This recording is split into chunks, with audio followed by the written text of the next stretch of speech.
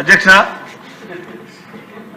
ఈరోజు మన పరిసరాలన్నింటినీ కూడా పరిశుభ్రంగా ఉంచేటటువంటి పారిశుద్ధ్య కార్మికుల మీద నేను మీకు విన్నవించాలనుకుంటున్నాను.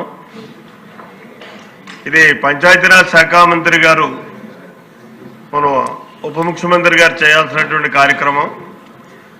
మొన్న గౌరవ ముఖ్యమంత్రి గారు ఆదేశానుసారం మనం పారిశుద్ధ్య కార్మికులందరికీ కూడా మెడికల్ టెస్టులు చేయించడం, వాళ్ళని సన్మానించడం, వాళ్ళకి గౌరవించడం జరిగింది.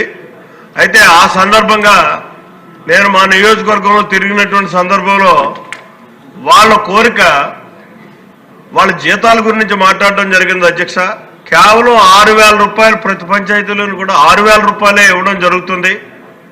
ఈ 6,000 రూపాయలు అంటే మనం ఒక రకంగా వాళ్ళ కష్టాన్ని దోచుకున్నట్టే లెక్క.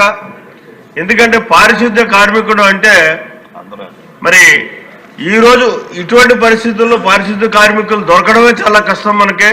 అటువంటి సందర్భాల్లో వాళ్ళు ఏమీ గతి లేనటువంటి పరిస్థితుల్లో పనిచేస్తున్నటువంటి పారిశుద్ధ్య కార్మికులలో వాళ్ళకి మరి కనీసం 10,000 రూపాయలైనా ప్రతి పంచాయతీ నుంచి కూడా 10,000 రూపాయలైనా మరి జీతాలు ఇచ్చేటటువంటి పరిస్థితి కల్పిస్తూ, ప్రావిడెంట్ ఫండ్ కూడా లేకుండా వాళ్ళ జీతాలు పనిచేస్తున్నటువంటి పరిస్థితి ఉంది. అధ్యక్ష, మరి ప్రావిడెంట్ ఫండ్ కూడా వాళ్ళకి కట్టేటటువంటి పరిస్థితి కల్పించాలి.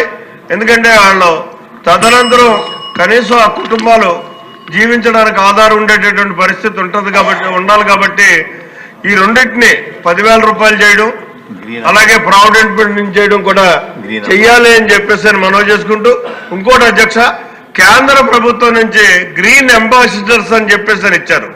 అంటే పొడి చెత్త తడి చెత్తనే రెండింటిని వేరు చేసేటటువంటి వారిని గ్రీన్ అంబాసిడర్లుగా మనకి ప్రతి గ్రామ పంచాయతీల్లోనూ పెట్టుకోవడం జరిగింది.